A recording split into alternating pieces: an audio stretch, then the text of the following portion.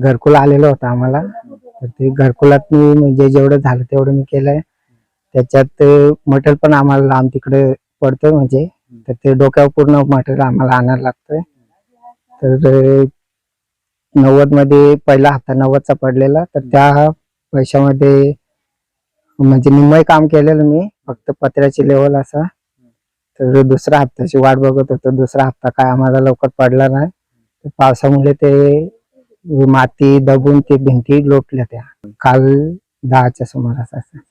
तरी घराला आता 3 महिने झाले असते.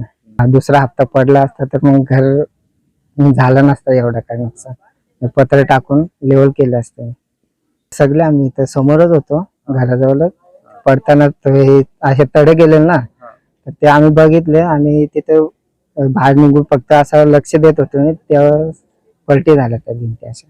अधिकारी काय मदत करतील तर ती करावी त्यांनी. असं केले. तलाठी साहेबांना असं कॉल करून आम्ही सांगितलं, तर ते बोलले का उद्या येतो सकाळी. असं हप्ता बोलत होते पडणार होते, म्हणजे 2-3 दिवसात पडेल असं ऐकलेलं मी, पण काय हप्ता पडला नाही. आणि पंचायत मध्ये पण गेलेलो, पण काय आता हप्ता नाही आला तर